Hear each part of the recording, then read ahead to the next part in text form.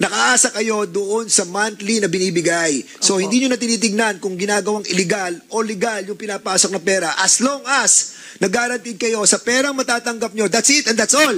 Opo. Ay, naku po. Basta nakatanggap kayo ng pera, kahit sa illegal yan, tatanggapin namin. That's it? Yes or no? Sorry po, hindi na namin alam na illegal. Basta po sila Yun na nga ay hindi nyo alam na STL illegal agent namin. Mention ko lang sir, si GM Mel Robles sir.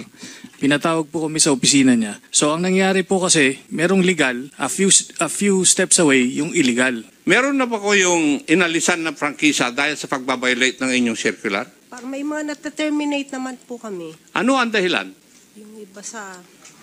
Meron na ba sa atin? I do not know, Mr. Chair, whether the resource persons from PCSO are the proper persons who would Allow this kind of setup wherein yung mga lugar ng ating mga kababayan, ginagamit ang kalye, ginagamit yung mga bahay nila, which in relation to Republic Act 9278, ano yan, may liability sila dyan. How do you find out yan ay mga illegal o legal? Sige, General Ardi. First of all, yung mga nangongolekta para dun sa legal, naka-uniform po yan, meron po siyang identification card. May times po na yung mga pulis po natin, nakakahuli sila ng walang ID, hindi naka-uniform. Pag nahuli nila yon, maya-maya meron ng certification galing doon sa company na employee nila yung tao. So, Tama yun, ang Ardi. nangyari, since hindi na namin fina-file po yung Nakuha kita doon eh. Dom, malalaman mo yung identification kung sino ang legal sa illegal by giving up the IDs, ano? Okay? Yes, Your Honor. Yun ang ginagawa nila eh. But this kind of setup, wherein you put up yung betting station doon sa mga gantong klase ng ano, are we not inviting our people to, di ba, dapat hindi nga natin masyadong pinapatronize yung sugal eh. But unfortunately, yung pag-identify kung ito ay legal o illegal, di ba? Through the different IDs, ano, hindi mo ma-identified. So sa dami ng ganitong klase ng mga ng koleksyon, ng mga betting, can you kindly tell this committee kung lahat yan na nakabalibot sa buong Calabarzon, lahat yan na nakabalibot sa probinsya, ay ma-identify natin legal o illegal? Do we have that kind of na power or strength or structure to identify all those betting ano? Kasi ako nakikita ko yan eh sa bayan ko eh at sa ibang lugar eh pag bumibisita ako, halos lahat para silang mga ano tawag doon, yung kabuti na halos lahat ng kalye merong ganito. That sometimes parang nag-iisip ako, paano kaya na-identify to kung legal to o illegal? Considering that our manpower sa ating structure ay limited tayo. May I call on the PD of Laguna to please answer the question? Thank you. Okay, PD. Thank you, Your Honor. You're recognized. Sige, go ahead. Thank you, sir. In fact, yun po yung mga subjects natin for illegal gambling operations, yung mga nasa kalsada po. However, gaya ng sabi ni RD namin, na upon arrest, doon na sila nagpe-present ng mga certificate nila and IDs doon sa fiscal's office. So, isa po yun sa coordination namin with the STL operators, requesting them at least to provide us copies of list of their employees para during our operation, at least alam na po namin agad kung sino po yung mga legal employees nila po, sir. Hindi, okay, PD, no? Yes, medyo ligaw ako doon sa sagot mo. Sino ang sa PCSO na nandito? Yan, PCSO, meron pala tayong invited. Are we allowing this kind of setup? Wherein we cannot identify the legality and illegality of that different kasi ang dami nila as in talaga. Ngayon din mo identify kung sino legal at legal doon. Chairman. Yes, Congressman Paduano. Anyway, hindi pa ako tapos doon. But in relation to that, Mr. Chairman, actually, if you really study about it, no, kung parang kabuti na naglilipa na yung mga so-called betting station, problema talaga yan ng PCSO at saka ng local government. Because unless otherwise, they have the permit from the local government, pwede sila mag-operate. Di ba PCSO, tama? They have to get a permit from the local government for a betting station, ha? For a betting station. Bale po, PCSO yung nag-approve ng station ng STL. And but they have to get a permit. Di ba? Sa local government? Meron po kayong, Hindi mo alam? meron pong law na parang pag ano ng national government, hindi na nako-cover. Meron po kaming No, but issue na exemption. what I'm saying is the betting station, not Opo. hindi yung mga kobradora. Opo, kasi po, So bale, you're saying in this committee that because there is a franchise coming from the PCSO, though all those betting stations don't need to have a permit from the LGU? opo, may in-issue pong exemption based sa Supreme Court decision. Supreme Court. Opo. Pending pa yung Supreme Court yan o may Di po, finality approve na. na? Dati pa po. Same with Lotto agents namin. Okay. Okay, I will not discuss about DLG, about betting station permit. Business permit. DLG. Sir, sa pagkakaalam ko ho, meron nga pong ganong batas na hindi na kailangan kumuha ng business permit. Business permit? However ho, yung na-observe namin hindi ho mismo yung business permit ang binabayaran, kundi yung mga ibang sanitary permit and etc. Yun yung hinahanap ng ibang munisipyo.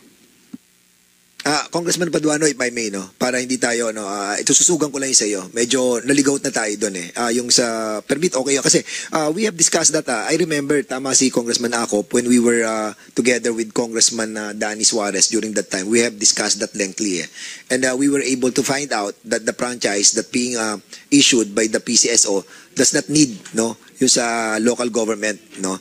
And we subscribe on that, yung mga station, betting station natin na nakalagay. Allowed yan. But ito yung tinatanong ko kanina pa from the moment na tumaya na yung tao, nakuha na nila yung mga taya, ililipat na nila to ngayon sa estasyon, doon sa anong pa tawag doon, parang pondohan, para anong tawag doon, meron silang tinatawag na pinaka-station, doon na nila dadalhin yung pera noong mga nakakubra Ang nangyayari dyan, doon nangyayari yung pagbibiyak na nilalagay nila sa legal, saka nilalagay sa illegal. Ang tanong, paano nyo na-abate tong ganitong klase na kung saan nananakawan ng ating gobyerno? Dahil na nga, yung legal, ginagawa pa nilang illegal. Yung sugal, ginawa pa nilang illegal. Dahil nga, binibiyak nila So, paano yung ginagawa ang pag-aaresto sa mga taong gumagawa noon? From the betting station, going to the, what you call that? Yung pinaka-mother unit nila. Doon dinadala yung pera. Paano nyo na-abate yung ganong klase sitwasyon? PNP. Your Honor, ang na-aresto lang po natin is yung nangongolekta na walang ID, hindi po naka-uniforme. Pero kung may naipakita na ID at naka-uniforme at nakakolekta siya, then dadalhin niya doon sa station nila at yung sinasabi niyo po na ginagawa nilang illegal, yung illegal, hindi na po namin namomonitor yun, Your Okay, Honor. PCSO. So, paano ginagawa nyo sa ganitong klase ng problema? Na kung saan, dito, alam mo, dito kayo nananakawan ng bilyon-bilyon, Ha? Mayroon pong guaranteed monthly retail receipts yung aming STL. Merong Guaranteed monthly retail receipts. Yan. Yan yung napag-usapan natin sa committee on, kumbaga, nakaasa kayo doon sa monthly na binibigay. So, hindi nyo na tinitignan kung ginagawang illegal o legal yung pinapasok na pera. As long as nag-guaranteed kayo sa perang matatanggap nyo, that's it and that's all. Opo. Ay, naku po. Mr. Chairman. Asan ang moral fiber nyo? PCSO. Sir, siguro, baka sa law enforcement Pati agency na tinutulungan po yung ating mga siguro. PNP. Di naman You have to have a guidelines and policy to check Mr. yung Chairman. mismong sugal na binibigyan nyo ng prangkisa. Hindi laging pera na lang nasa isip nyo. Di ba? Basta po, legal sa amin sila. Kasi sila yung aming authorized No, STL. what we're trying to say right now, right here, that your policy is not good. Bakit? Kasi, basta nakatanggap kayo ng pera, kahit sa illegal yan, tatanggapin namin. That's it? Yes or no? Sorry po, hindi na namin alam na illegal. Basta po sila Yun na nga ay hindi nyo alam na STL illegal agent namin. Can you kindly, Mr. Chair, invite natin yung sinong PCSO chairman ngayon? Chairman, Juni Kuwa po. Si Mel Robles. Sige, we'll be inviting them over to find out the policy regarding din sa binibigay na pera na hindi kahit na sa manggaling yung binibigay as long as natanggap na nila, that's it and that's all. Di ba? Mr. Chair. Oh, yes, MBI. Mr. Erwin Tulfo, Congressman Erwin. So, si Attorney Santiago, please. Yes, sir. Mention ko lang, sir, si GM Mel Robles, sir. Pinatawag po kami sa opisina niya. Ito po yung diniscuss niya precisely. Yung meron nga pong legal at meron yung illegal. Nag-operate po kami dito po sa may Stop and Shop sa Manila. So, ang nangyari po kasi, merong legal, a few steps away yung illegal. Ang nangyayari, yung legal nakasara. So, bali, parang ituturo, doon yung isa. So, yung mga bettors lumalabas, doon sila lahat pumupusta, sir. Sa illegal? Sa illegal. So, na-operate naman natin yun, sir. At pending pa rin siya. At doon na nga, meron nga pong tumatawag. At kilala naman po dito yung sinasabi na pinaka-operator, kulang lang po talaga sa ebidensya. Ngayon po, nabanggit po ni Congressman Tulfo na wala po nakakasuhan ng malaking tao, public official. Maganda rin po dito sa amendment ng batas, hindi lang po yung penalty, pati po yung pagpapalakas ng investigasyon. Halimbawa po, ipasok natin dito yung technical aspect na para masama sa ebidensya at mapatibay. Kasi ngayon po, hindi naman talaga yung mga malalaking tao, hindi mo talaga makita yung involvement nila unless meron po tayong technical aspect. At makikita po dito lahat ng high-ranking public officials na sumasawsaw dito, makakasuhan po natin, sir. So now, it is confirmed, no? Nako-confirm na natin that yung kinukuha sa mga betting station ay binibiyak at dinadala sa illegal. At sino ang mga nagdadala sa illegal? Chairman. Yun ang mga tanong eh. At now I realize that really, yung pinag-uusapan namin kanina ni Congressman Acop, from the betting station, which is allowed by the PCSO, and because the policy of the PCSO is kahit sa legal yan at illegal, tanggapin natin, di ba? At pagkatapos, pagdating ng mga kinubra nila, doon nila hinahati. And now it is being confirmed by the, you are from NBI. Yes, sir. From NBI. Chairman. So, okay. Sige, Congressman Paduano, please. Anyway, Chairman, ito actually yung the situation that was mentioned by the NBI, yun yung sinasabi ko eh. Kasi PCSO, kaya lang talaga sa guidelines you review and amend your guidelines. Dapat only those betting stations recognized by PCSO at the same time, may business permit ng LGU. Problema yan ng police. How can they act on it kung mismo ang PCSO, parang, short of saying is, you're cuddling illegal bettors and illegal betting stations. Dapat sa guidelines yung malinaw na only those betting stations recognized by PCSO, at the same time, they should provide a business permit. Kasi, pag wala business permit, just like what the NBI has mentioned, ito yung legal, ito yung illegal, sarado, bukas to, what can the police do? Yes, oh. Pero kung walang business permit, pwede nila doon nila idaan. Hulihin, pasara. Alam naman natin yan na na by bukis eh. 'Di ba?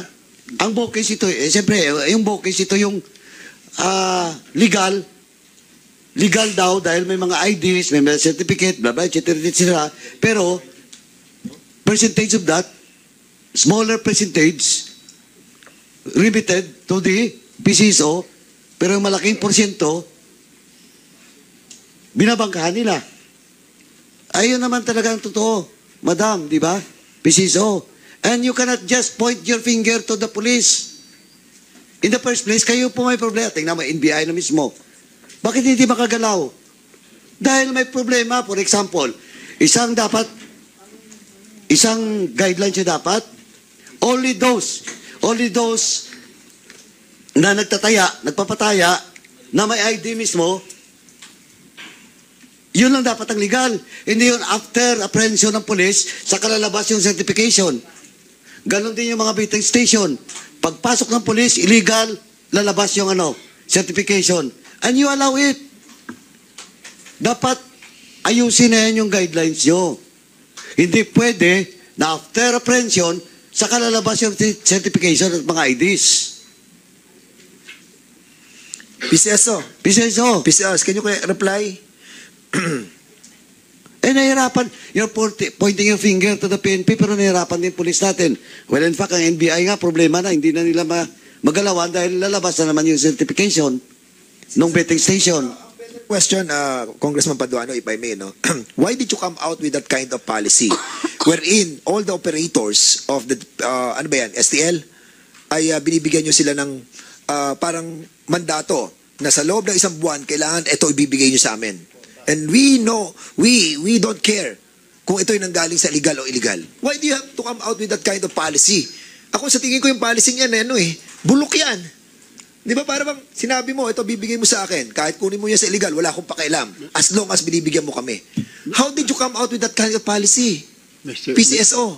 Sir, bali po sa operations kami, pwede pong sumagot siguro yung STL core group namin. Sila po Tanong ko sa iyo, paano kayo nag-come out sa ganyang policy? Sino gumawa ng policy niyan? Kailan ginawa ang policy niyan? Dati pa po, since the start po, based on the voting population.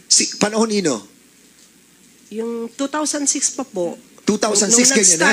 Nagbibigay po na sila talaga ng ganitong klase ng ano? Opo. Oh my goodness. Mr. Chair. Congressman Erwin Tulfo, then Congressman Gomez. Mr. Chair, yun po kasi yung dikta ng mga may hawak ng franchise. If you remember, kasagsaga ng wetting, gusto nating illegalize ang wetting. So, ang nangyari doon, ginawang franchise, ginawang STL kuno. If you look at the list of PCSO, Mr. Chair, tignan mo kung sino ang mga may hawak ng franchise. Hindi ko nababanggitin. Baka malaglag yung mata mo. Dahil yung mga nag-operate ng illegal na wetting, sila din ang may franchise. And of course, definitely it's beyond the control of PCSO then in fairness po to them. Nilagay daw po nila yon because I did that story when I was a journalist. Nilagay niyo para safety measure kasi yung isang franchisee, yung may hawak ng franchise, Mr. Chair, idideklara lang sa PCSO na kumita lang siya ng 50,000 ng buwan na yon. So naglagay sila ng limit ng cap. At least ito ang ibigay mo. Hindi nga po maganda pero kasi wala talaga matanggap ang gobyerno. Pangalawa, Mr. Chair, ito, hirap na hirap ang pulis natin, NBI. Paano? Yung may ID, sir, dalawa ang kanyang hawak na taya. Ito, ireremit niya. Because yung STL operator, siya rin nagpapatakbo ng illegal. Ireremit niya yung malaki dito sa illegal, konti lang ireremit sa PCSO. Pero pag tumama, PCSO magbabayad. That is what is going on, Mr. Chair. Oh my goodness. Mr. Chair. Congressman Gomez and then Congressman Acop. Mr. Chair, regarding sa quota ng PCSO, all of their transactions are electronically transmitted. Ibig sabihin nito, Mr. Chair, lahat ng transactions nila are supposed to be recorded. Correct? Tama ho ba? Electronic na ang gamit ninyo, di ba? Hindi po. Hindi pa rin? Opo, nagpapataya sila sa ano. So, paano yung daily ninyo na reporting sa PCSO? Hindi ba nagsasara kayo ng gabi na alas 8 para i-report na yun? Yun po. Bali, from the authorized agent corporation, sila po yung nagsasabit ng sales. Then from those electronic transactions, dapat makita na natin kaagad kung ilan yung pumapasok sa kanila na pondo. Daily po, meron silang daily sales report. Tapos meron pa kayong cap, ganun ba? Opo, at the end of the month, ito total po namin kung na-meet nila yung kanilang monthly. So kung sobra? Parang nire-reflect din. Hindi, kaya nga. Sales, yun po yung nire-record. Sinabi mo kasi may cap eh. So pag sumobra yung taya na legal, opo, kanila na yon. Hindi po. Basta kung anong dineclare nila sa PCSO, yun na po ang nire-record ng PCSO. So, in short, wala akong nagsasubmit na negative. Hindi po dapat negative. Hindi. So, walang nagsasubmit. Wala po. No, dapat kasi sobra. Opo. Yun ang problema, Mr. Chair. Dapat, nare-reconcile nila yung digital transactions nila based on that. Mr. Chair, if I may add after Congressman Gomez. Congressman Acop, it's okay for you to yield for a while to Congressman I Erwin would just Tulfo. add, Mr. Chair, doon sa sinasabi ni Congressman Gomez, tama po yun. Hindi po sila, may mga instances na hindi sila digitalized. Pero as per my conversation with the GM a couple of weeks ago, and I did my interviews over the radio, in fairness naman, they're doing something about it. Kaso nga, Mr. Chair, paano ko mismo yung may hawak ng franchise ang gustong gawa ng kalokohan at wala pa silang safety measures o safety net. So, ang kawawa lagi yung gobyerno. Kasi umaasa lang sila doon sa remittance ng franchisee or nung may hawak ng franchise. Kung ano sasabihin niya, ito lang kinita namin. And that has been a problem since Pinoy time pa po yan, Mr. Chair, since PGMA pa. Problema na yan, hindi mo talaga makita yung record kung magkano ang income nung may hawak ng franchise because tinatago niya. Ipapalabas niya lang yung gusto niya para maliit ang ibabayad niya sa PCSO, maliit ang ibabayad niya sa tax. Pero in reality, millions.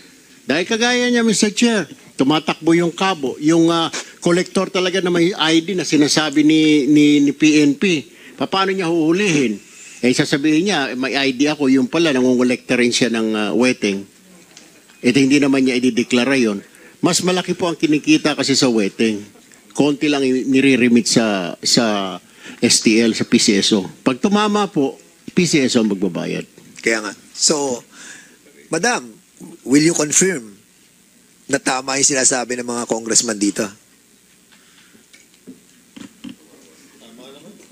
Hindi naman po kayong Tama? mag-reason po. Kasi basta sa operations lang po kami, yun lang yung sinusunod namin. Kung ano yung approve sa kanila. But of course, the board of the PCSO can change the policy, di ba? With regards to the operation ng STL, no? Di ba? Kaya naman, di ba? So we'll be inviting all the board members. Mr. Chair? Yes, Congressman Akop, please.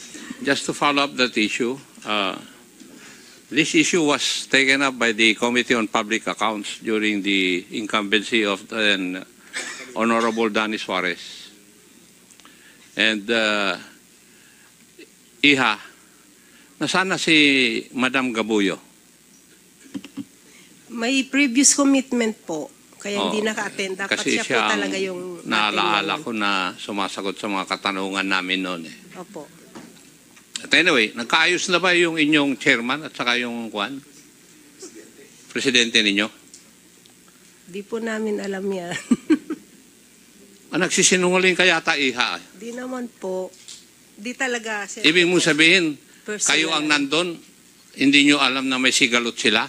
Samantalang kami na nandito sa Kongreso, alam namin na may sigalot? Sagutin mo ako, Iha. At baka ng tama. Di ko po, sir, personally po, hindi ko alam yung kung anong meron. Officially, sige. Officially, wala naman po kaming kasi kami sa GM lang naman po kami. Okay. Wala po kaming sa chairman's office. Noong bang investigasyon nung panahon ni Honorable Suarez, nasaan po kayo? Di po ako nag-a-attend. Hindi, nasaan po kayo? Anong opisina po kayo? Baka po, sa STBR po, Southern Tagalog and Bicol Region Na STL. Department po ako. STL, Operations. Sa lang po, may loto, may STL. Okay, sige. Hindi ba totoo yung sinabi ni Honorable Erwin Tulfo na yung mga dating operator ng wetting, sila na rin ang may hawak na ibang franchises ng lotto operations? Would you know that? Para pong sabi nila yung dating mga wetting, yun ang illegal, ngayon nilegalize ng business. Yes. At totoo rin po ba na sila po ang may hawak ng iba-ibang franchises sa iba't ibang lugar ng ating bansa? Di ko naman po mga kilala ang mga Pakisagot nyo lang po yung akin. Hindi ko naman tinatanong kung kakilala po nyo sila. I'm not privy to that po, sir. Mr. Chair, may I request that the head of the operations department, insofar as STL operations are concerned, be invited? Kasi hindi alam nitong ating resource person yung aking